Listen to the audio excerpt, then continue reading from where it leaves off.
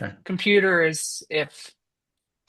Here we go. All right. Well, now we're officially underway, folks. Welcome to our season strategy workshop where we're designing your perfect race performance. And, those words are actually picked pretty carefully. This is a forward look to next year's season. It is creating a strategy like how do you set up your season starting with where we are right now, which is, for a lot of folks, it's just kind of a little bit of a down season.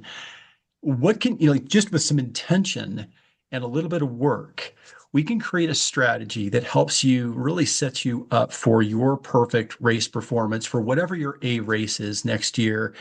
This is a process that, we started this last year with our athletes. We did something very similar to this. It has a few different words. We are always trying to improve upon, things that we've done in the past. We're always innovating. You're going to see a lot more content in here that is coming from, let's call it education influences that each coach, April, Lauren, and I are pursuing. With with additional certifications or additional research or even building courses for other coaches. We're always trying to learn, so we want to share that with you. So here we go. You want to advance to the next slide, April? Here are your workshop goals. This is you are going to we want you to walk away with these things accomplished before we're done here in the next 50 minutes. So understand periodization and why it matters. This is something that if underutilized, it really can limit your potential. So we really want to dive into this. We also want to, and those of you who have worked with us, you probably done this to some degree. If you haven't done one recently, this is a good time to do it. Create your SWOT, your strengths, your weaknesses, your opportunities, and threat inventory of where you are right now. We'll talk about that in just a minute. We're going to talk about out of that SWOT, how to determine your priorities and make race selections that make sense in the context of those priorities and your SWOT. If you're picking, well, we'll go to the details. Like we'll do plenty of examples later on. We'll also help you identify your phase of strength training that you're in right now and give you a roadmap for strength training. Coach April is going to has an amazing amount of content there. And then choosing your 2026 goal and time block. And we'll go into all of that here in just a minute. So those are your goals. That's what we want you to take away. As we go through this, we'll do a little bit of prompting to just make sure that we're on track with those goals. All right. All right. So training periodization. I know most of you, understand this to some degree. I hope you'll get something new from this. In fact, as we go through this, if you learn something new, would you mind sharing it in the chat? Just give us that feedback. I didn't know that, or that's something new. It'd be just kind of good to know if we're on the right track with folks, and this is hitting home. All right. So training periodization, systematic planning of athletic training involves dividing the training year into specific phases. But I'm actually going to say like goals. There are different goals that you have. Honestly, if you were to take your A race, and you've got a goal of a certain time or performance, this is just breaking that down into smaller chunks. And there are phases where it's important to focus on different things that drive you to that end goal. And those phases and what you're focusing on might differ depending on the kind of racing that you're doing. So the goal is to progressively develop fitness qualities, endurance, strength, and speed while timing peak performance for a key event. So the big principles that are going to be in all of these periodizations is always going to be some kind of progressive overload. This is gradually increasing that training stress so the body then give the body some time to recover. It is variation, changing that intensity, volume, and focus to avoid plateaus. So every one of those training zones, when you're spending time in that zone, that is dosing in that energy system. Well, that needs to have intention. It also has to have some variability. It also has to be progressive overload. And it also has to allow for the third bullet here, which is recovery, that planned rest. If you stress the body to that basically it's, limit or to a threshold, and then you allow it to recover, it will do the overcompensating adaptation for speed and strength and endurance to meet that challenge the next time. You progressively overload it again, give it that recovery, make sure that you're training in the different zones for the variability, for the dosing of different uh, physiological effects, which we'll talk about more here in a minute. Those are the key principles you're going to see throughout this. All right. So here are really 5 different types of periodization models. And we're going to talk about like where these apply. In fact, actually, what we'll do is as we go through this, I'm going to ask you to think about what kind of a race do you think that this type of, or what kind of racing do you think this periodization plan would support best? So traditional periodization, it has the structure is, macrocycle, mesocycle, microcycle. So think year, that's your plan for the year. That's going to be your macrocycle.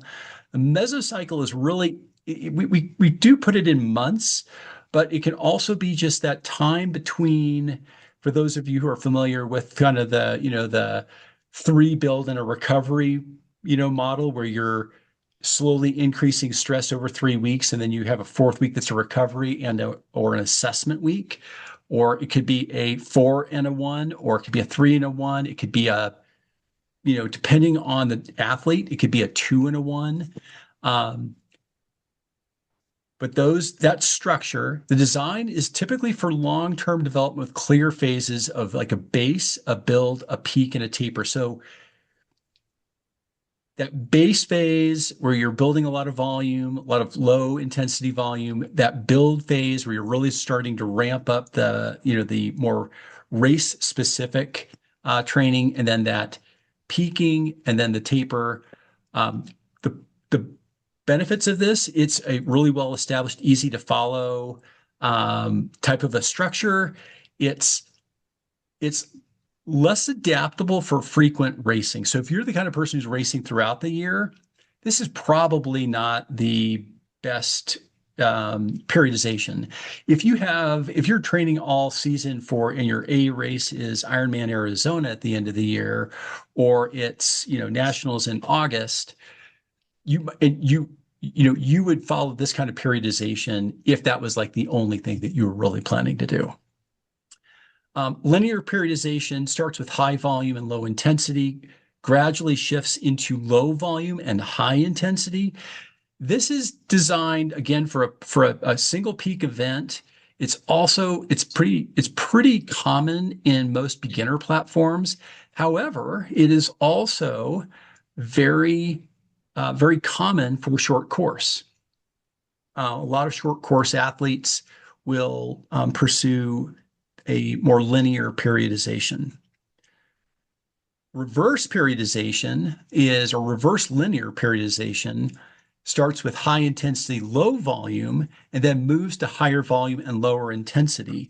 So this is more like what you're going to find in the predictive fitness platform or TriDot. That you've all heard the strong before long and fast before far. That is, and that is really,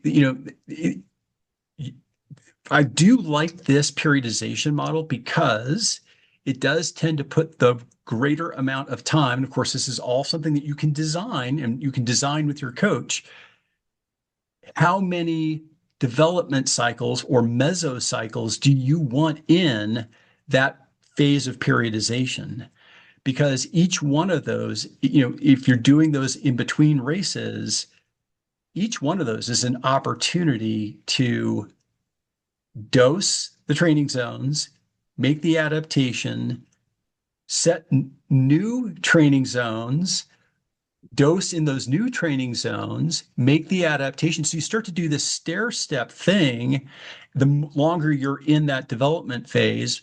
And then you have to counterbalance that with how long is your season, and there's a limit to how long you can stay in a development phase.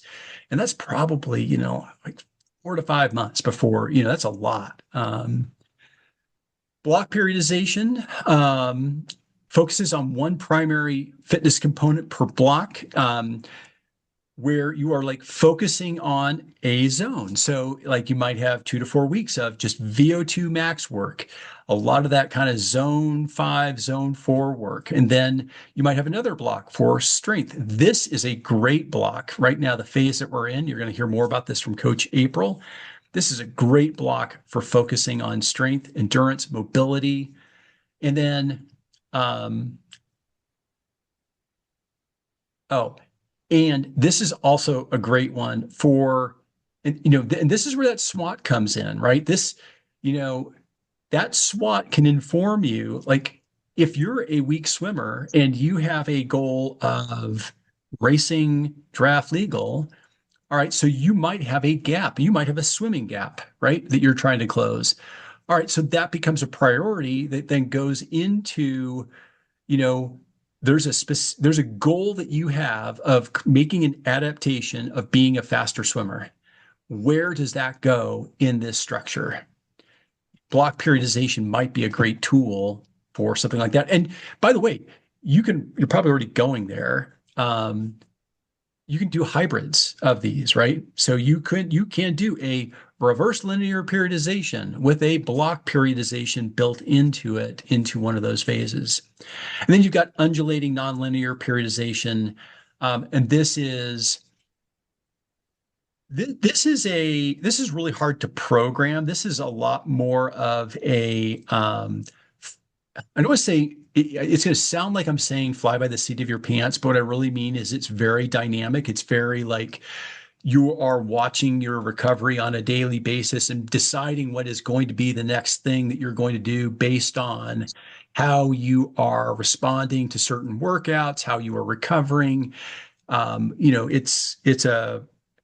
It is and if you're racing year round. Now, the interesting thing is, I think a lot of pro athletes have to do this because they do race year round, and I mean, and they're full time, working on their their training adaptation. So, um, all right, so cool. Any questions or anything that did you guys know all this? Is anybody able to teach this? Did I just tell you all something you already know? No, this is really interesting. I think it's really interesting. And yeah, so So, Rabina, so I'm gonna pick on you since you spoke up. Sorry, this is the yeah, the reward for taking a risk. Um, so think about what we've got going for this year. You yeah. know, you are a very experienced athlete. When you look at these periodization models, what do you think applies to your goal of short course draft legal?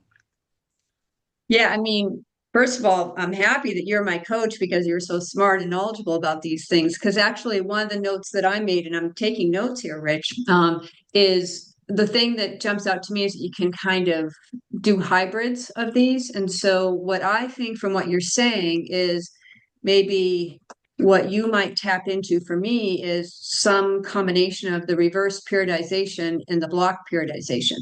And you know and I think so those feel like good fits for me. And I love sort of what your descriptions say here is that, like, the reverse periodization, the science of that says that it's related to someone who's doing the kind of races that I am. But I also appreciate the notes in here too, that for the first couple, I love it, as you're saying, yeah, okay, if you're training for a single Ironman event, which is a huge undertaking. So I get that. So I know people who do that. So, but I like that you're knowledgeable about this menu of options. because I've worked with coaches before who worked with a lot of Ironman athletes, and I think they just put me into that box and they just have the one size fits all kind of training approach. And I go through the world saying you don't know what you don't know. So maybe that coach isn't aware of all these other approaches. But I love that we have all this knowledge here. And, because my season is going to have some bike racing, it's going to have some multi-sport events that aren't even triathlon, so you're going to have your work cut out for you, Rich, but I feel like you're going to have some tools to draw from in this toolkit here. So This is a little inspired by you. I'll be honest. All right. Awesome. Anybody else? All right. I'm going to keep track of time here. April, why don't we go ahead and advance and I'll deliver this really quickly. So all I'm going to ask you to do here, you guys are probably all familiar with this. What I'd like for you to do as you're sitting there with a pen or your phone, not your pen and your phone, but pen, paper, phone, separate, whatever works for you. Write down one strength, one weakness, one opportunity, and one threat. You're going to need this as we go forward here. Don't have to be exhaustive. There's some prompts here. So if it's a strength, what went well this season? What's strong for you? Is it your bike power? Is it your training? Is it your nutrition? Weaknesses, where do you struggle? Where is your overall dot scores? Like which one's your lowest? What's the thing that always gets you in the race? Where are things like, hey, I have this awesome background as a runner. I just don't really feel like I've really focused on running in a long time. Whatever it is for you, write down one of these each and hold on to that thought. All right. Um, what we're going to do is we're going to use this to align next year's goals with your strengths and your opportunities and, figure out what those threats are to whatever those goals are that you have and come up with an attack on that threat. So, all right. April, you want to keep us going? All right. I think I'm handing this over to Coach Lauren. You are, and I'm going to drop a PDF in the chat. This you don't have to open and go through now. It's just going to be something that will supplement what we're going to talk about and help you with your planning when it comes to priorities and race selection. So as you look at and start to think about your 2026 season, there are there's quite a few things that you want to consider before choosing your A race is really the main race we're going to focus on, because when you think about your A race, B race, and C races, your B and C races are really dictated by your A race. So you want to think about anchoring your season with your A race. And you could have one A race, you could have two A races. You want to think about like what is your big goal for the year, right? So and this is all going to tie also into your SWOT analysis, but like think about it. Is your goal going into 2026 that want to PR a specific distance, you want to maybe you're switching endurance categories and you're going to mountain biking instead of racing, traditional, sprint, Olympic, triathlon. Maybe you want a podium or you're looking for a boost in confidence in a certain discipline, right? So just identify what your big goal is for 2026 and choose 1 to 2 races that you really want to have your peak performance at, and then everything else fits around those goals. Backtracking to the SWOT analysis, so going through your strengths, your weaknesses, your opportunities, your threats, you want to think about races that line up with your strengths.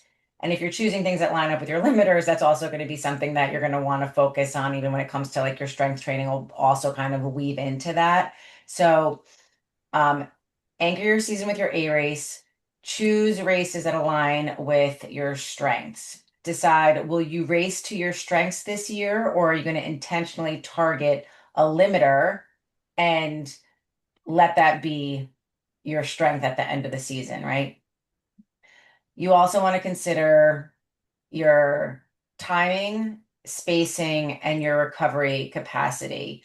And something to think about, it's really easy to be like, you know, go on Google and be like, how much time do I need to recover after doing a 70.3, right?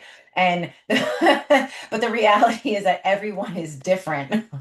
And so you need to think about your own life and your situation. And that can be everything from, do you have children? Do you have a full-time job? Are you traveling? Like there's a lot of things that are going to come into play when you consider your personal rhythm and how long you need to recover, right? Like when is your life the busiest? Where are your big training blocks going to fit in? So you need to take some time and do a realistic reflection on your life, your body, and your, health and wellness. You also want to factor in logistics and again your practical reality. So this is a little bit repetitive, but again, your work cycles, family commitments, uh, travel budget, like these are other things that you want to think about, right? So are you looking to spend X amount of money? Are you able to travel? So while it might seem really awesome to go travel to another country to do a race, is that logistically something that you should have it on your A race for 2026? Um, the best race, right? The best A race that you could put on your schedule is one that you could actually train for properly and be prepared for on race day. So, while we all want to have a pie in the sky, you also need to be realistic with where you're at.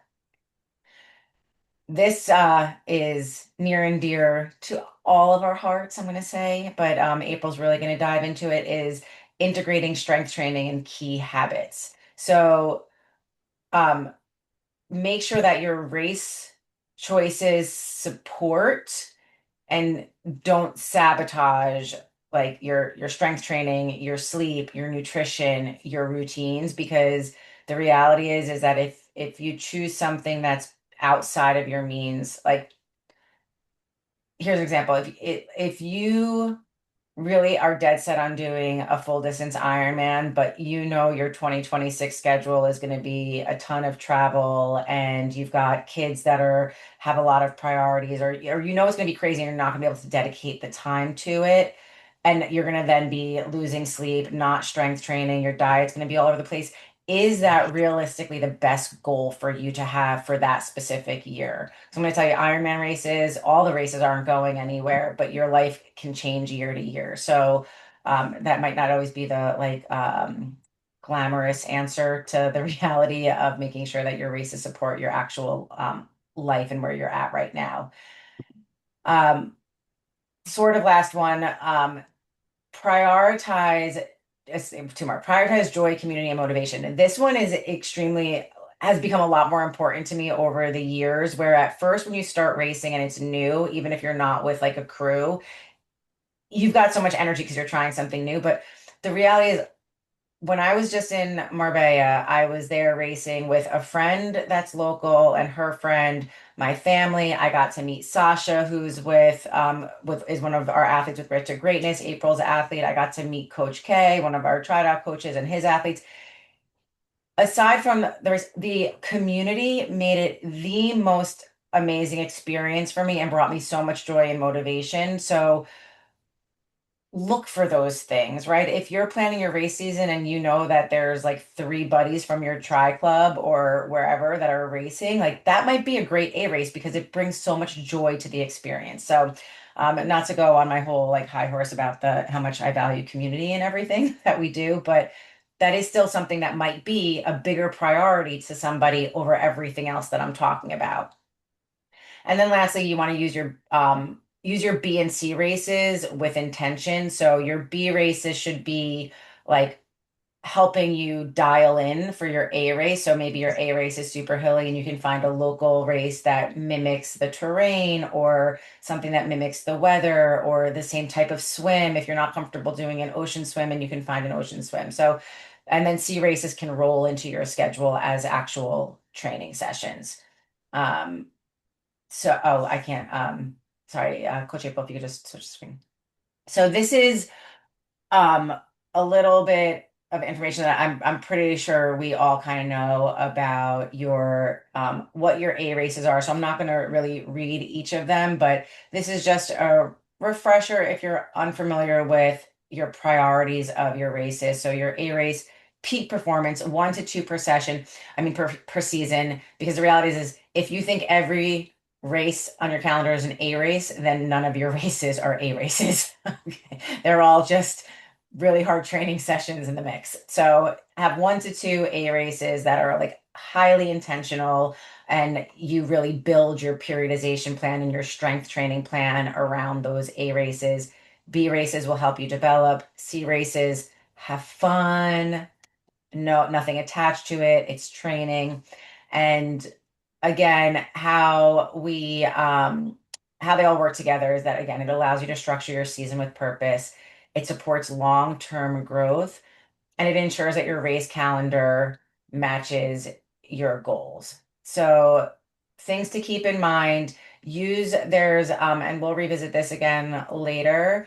Um, but I want you to think about looking through the priorities. What is one priority that stands out to you? Is it that you want to prioritize joy this year? Is it that you need to focus on your timing and your reality of your life? Is it that you want to really hit a big goal this year? Like, what is one priority that is really speaking to your heart?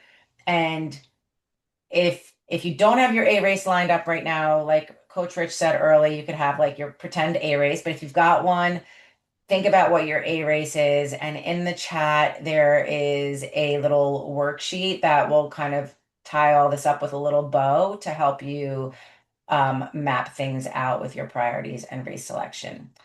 And with that, I believe I'm going to pass it off to Coach April.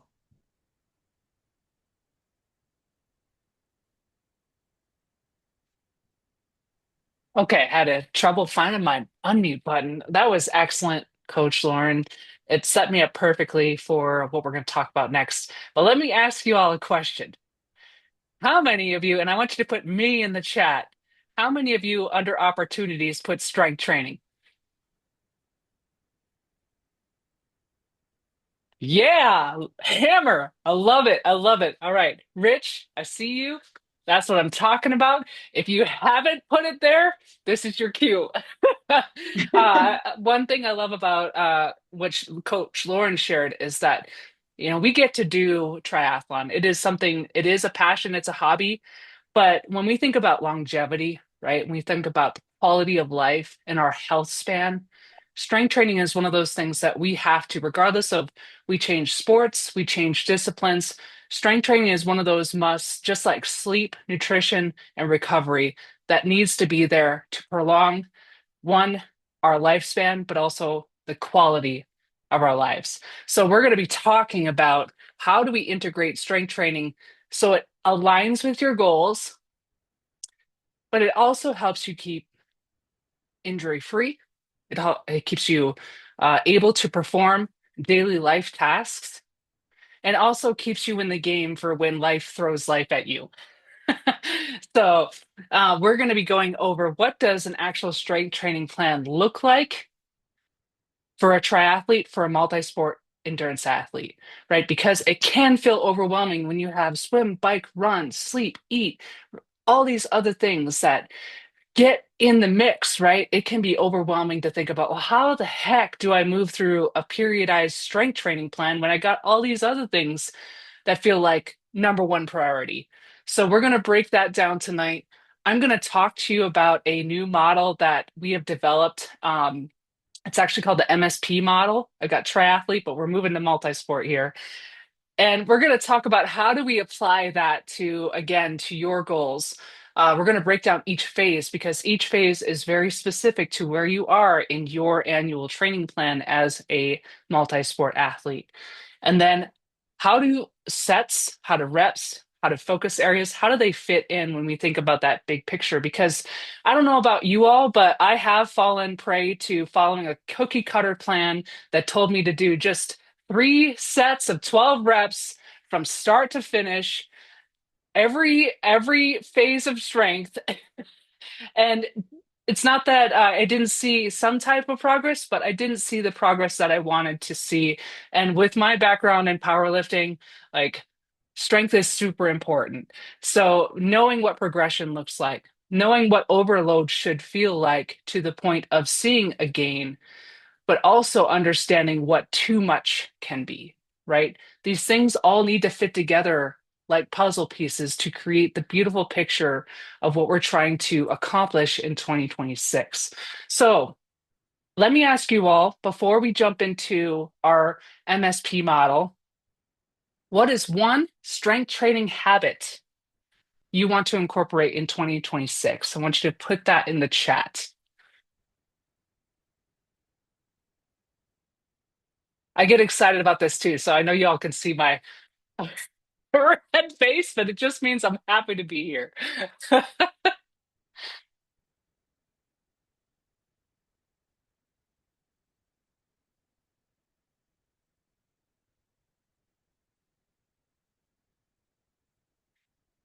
Ooh, okay. Rich, strength or mobility every day. Love that habit. Laura, effective warm up PT to support progressive overload. Excellent. And we'll talk about what that means for progressive overload here. Jean, the habit of doing as regularly. Yes, yes. As you do swim, bike, and run, right? We do have these things prioritized, but strength needs to be in that calendar as well. Getting back to strength 3 times per week. Love that, Coach Lauren. These are all very good habits, and I'm going to show you how you can start to incorporate that. So first, we're going to start with the purpose of each phase. Okay, and I know this is a lot of information right up front, but we're going to break it down into baby steps. So let's say most of you, right? I'm assuming, but most of you are coming off of your race season, right? We uh, have just completed or are in the process of completing our final race, and we're now going into our reset and recovery mode. Strength training should still be a part of that mix. So that's why these two gray boxes here start us off, right? So if we're coming off of a 70.3 World Championships, if we're coming off an Ironman distance race and we know that we have a lot of aches and pains and we need that downtime, right? Mobility and recovery strength training, this is where we want to put that in. So we're talking about movement, body weight activity. I'm not telling you you need to squat 300 pounds at this point, right? So this phase is specific to after your peak. Okay. When we go into these green phases, right? This is if you were to come into a brand new season. So the first place we start after we've had our recovery, our reset, is our anatomical adaptation phase. This is preseason. This is typically, like Coach Rich had said with the macro cycle into a mesocycle, this diagram that you see here, this is a macro. We're breaking these down into mesos. So looking at number 3, that's a mesocycle. That's typically 6 weeks, 4 to 6 weeks, dependent upon that time frame that we have to get us to our race. Our whole training plan is built around that A race.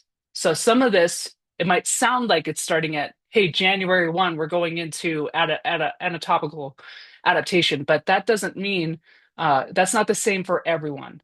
Some people might have an A race that starts in March, right? So looking at this progression based upon the needs and where the athlete is at after a general fitness or strength assessment, you can find your stage that you'll be starting with, right? So going back to preseason, we have that 6 weeks of anatomical adaptation. And this is where we're literally just kind of greasing the groove. We're getting back into what does functional strength training look like. This can be body weight movement. This can be lighter load. This rep range is usually anywhere between 12 to 15 reps. And you progressively build volume over that 6 weeks. By the 6th week, you are typically in a deload. So what does this look like? I'm actually going to put in the chat an example of what a anatomical adaptation mesocycle can look like as an athlete that's doing multi-sport. Moving into hypertrophy, this literally is just a fancy word for muscle size. This is growing the muscle, adding more muscle fiber and tissue, right? This is a part of that preseason as well because we're not necessarily moving into a phase where we are going long, right? That stamina phase. This is a good opportunity to build muscle. So this is another 6-week phase specific for uh, focusing on muscle building and muscle strength. So the first phase was more of a muscular endurance at that 15 rep range with adding volume. This next phase is more of a strength slash hypertrophy phase. So we're talking like 10 to 12 reps, sometimes even down to 8. Okay. And these, each phase will change the different types of workout or different types of exercises you're doing and have different goals. Then moving into max strength, this is where we are building upon the base that we have just put in with that last 12 weeks of training to get us to a rep range of 6 to 8. This is when power is higher. When we think of rate of perceived exertion, RPE should be at an 8 or 9 here, versus in the anatomical adaptation, that RPE is around a 6. Okay, so we're continuing to build up. This is still preseason, right? Because we are able to bring kind of the balancing, if you will, the counterbalancing of the priority of a race versus the priority of getting stronger, faster, building power. That's where we're at right now. We're building strength and then we're leading into power. Power is typically a rep range between, it can be 1 rep all the way to 6, right? Typically it's 1 to 3. But this is where we get force production. This is where when we talk about doing power builders on the bike, I want you to think about that in the weight room, doing deadlifts, compound movement, full muscle contraction for a set, very specific adaptation.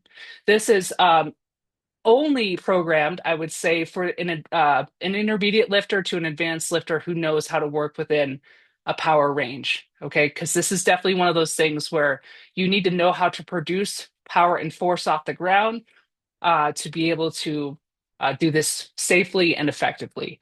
All right. So this is dependent upon the athlete as well. This is not something that has to happen, but it can have incredible results when you talk about power production. And then we go into competition. This is when we're getting closer to specific, sport specific. We do not want to be doing massive amounts of strength training here. Okay. This is typically when volume with strength training goes down and your priority sessions get longer and get very specific towards what you're building toward. And then you have race specific support. This is when we're talking about that last month of training before you get to your A race. This is where you're just doing strength training that supports injury prevention and maintenance. I did a lot of talking. What questions do you have before I advance on to the next slide? April, so I just have one question, and I know you put an example in for us, but could you just maybe give like a quick summary of the anatomical adaptation phase? Yes. So if you, thank you, Rubina, that's a great question.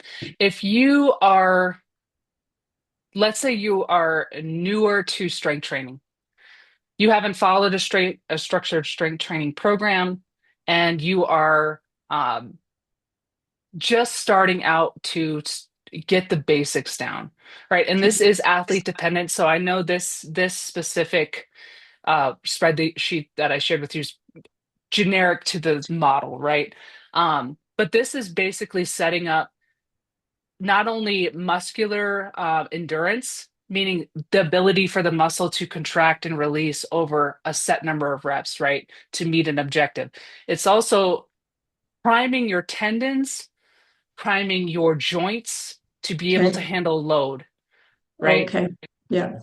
So all these things really focus on good range of motion, on proper form and technique, and what does it feel like to be able to maintain that proper form and technique over a set of reps without Okay. blowing up, without going. And that's why that RPE is so important too. When you look at RPE, it's at a 6 or lower, right? So we're figuring out what does it feel like. And actually, I'm going to go to the next slide because this will help explain it a little bit better too. Um, Actually, let me go back. What does it feel like when we say 15%, 50% of a 1 rep max, right? And I'm not expecting you all to do a run 1 rep max test. Like that can be really hard if you're not experienced with that. But what does it feel like to go half or a 6 and what a 10 would feel like? 10 would be I'm giving my everything on this to even get it off the ground or to get it over my head. Um, does that kind of help Yeah. with that?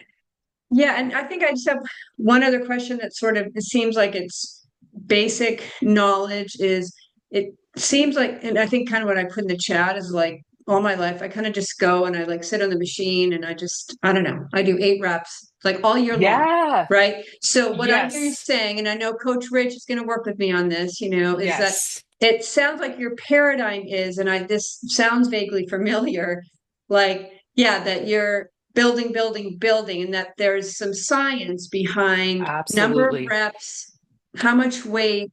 And that's, kind of what I put in the chat too, is that, I sort of do strength because I know I'm supposed to, but I really just go into the gym and sit on the machine and just go through the motions.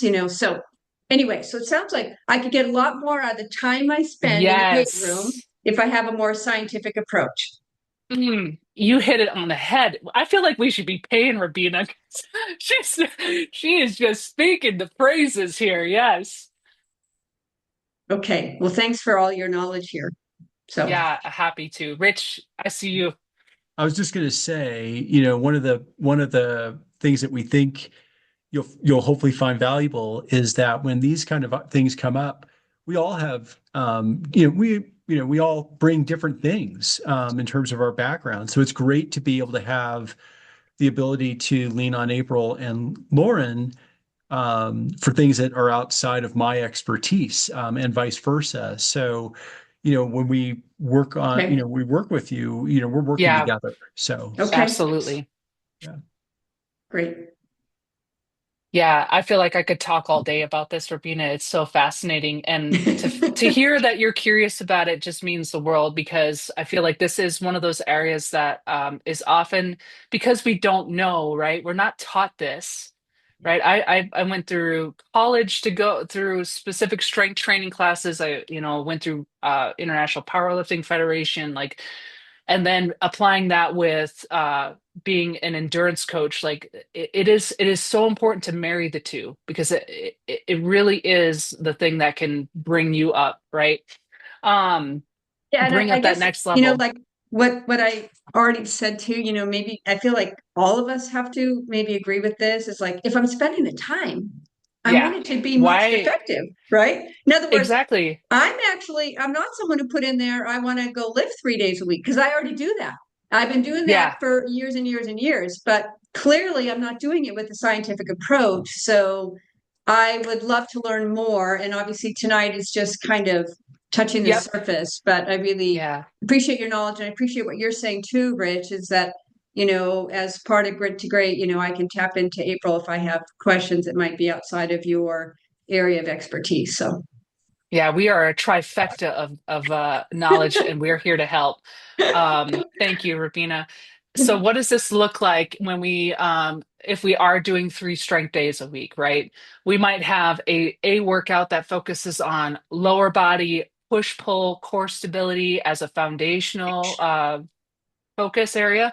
Then we have unilateral control. So these are again different modalities that we're hitting within a specific phase. So, what does unilateral mean? Balance on one side, right? Being able to manage load on a single leg or on a single arm or in one side of the body, which is something that triathletes absolutely need. When we talk about the fact that we are always moving forward, how can we move unilaterally as well? Um, and then anti-rotation, making sure that have the core stability to handle rotation in the swim. or on the bike, being able to hold a strong core if you're thrown from a wind gust, right? These are all very applicable to what we do as triathletes, as multi-sport. And then posterior chain, that's the back side of the body, right? Making sure that we have strong glutes, strong hamstrings, strong lower back, shoulder stability. So focusing on specific needs to address what are we actually doing when we work as multi-sport, multi-dimensional athletes. So this is what it could look like as an example within that anatomical phase under foundational strength. Um, this being lower body, it being push, pull, and then that anti-rotational, right? So one thing that I love about these types of workouts is that they have a very specific purpose, and they should. And it is important that the athlete knows what that purpose is so that it's very intentional, it's doing the right training right, and you get in and get it done and get out. So these workouts here typically take 30 minutes.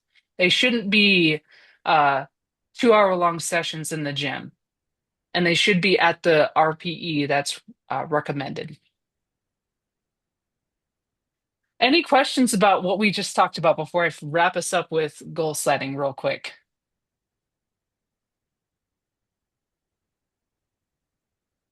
All right, I know we are getting close to the end here, so I'm gonna roll through this, but if you want to take a picture with your phone, this is a good one, all right, to do some deeper dive.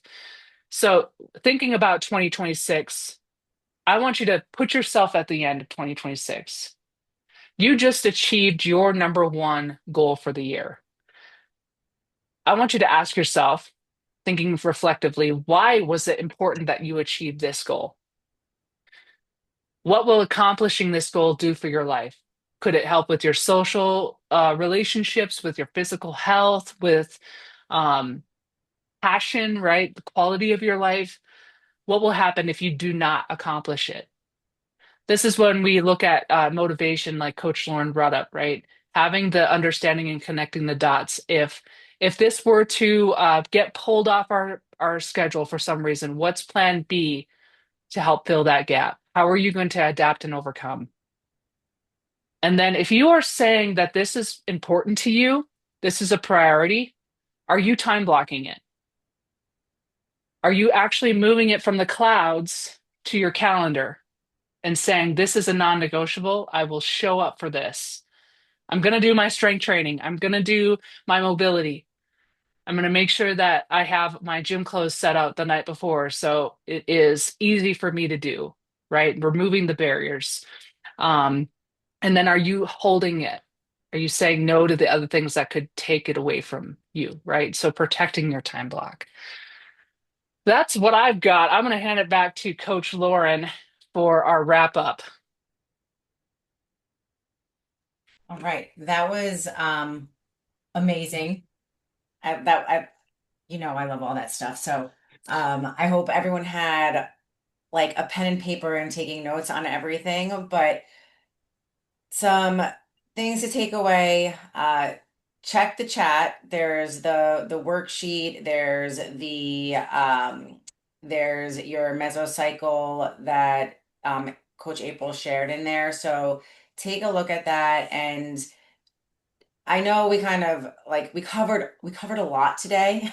So we didn't want you to be writing and doing all the things while we were going over all of the content. So really set aside time. Like if you could set aside 30 minutes where you are uninterrupted and you really think about your SWOT analysis, your strengths, your weaknesses, your opportunities and your threats, and allow that to align with your A races, which will then have your B, C races and everything else fall into place, and lining it up all with your strength training, you will set yourself up for an amazing 2026 season. And not just amazing in the sense that like you're gonna know what you're doing, and obviously you want to know where you want to go, but you'll get through the year I promise, like, less risk of injury, better recovery. You're gonna enjoy the journey, and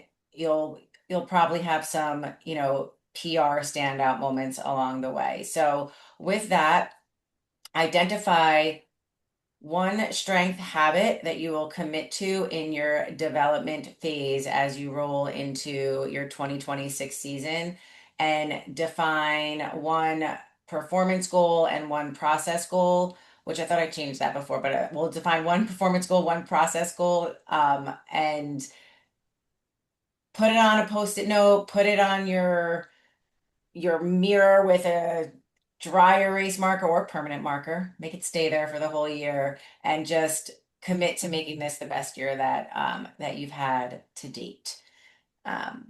Any questions or anything before we wrap it up? No? All Great right. close. Nice job. Okay. Thanks, guys. Really informative. Mhm. Awesome. Well, we're glad you guys were here. Hopefully Yes.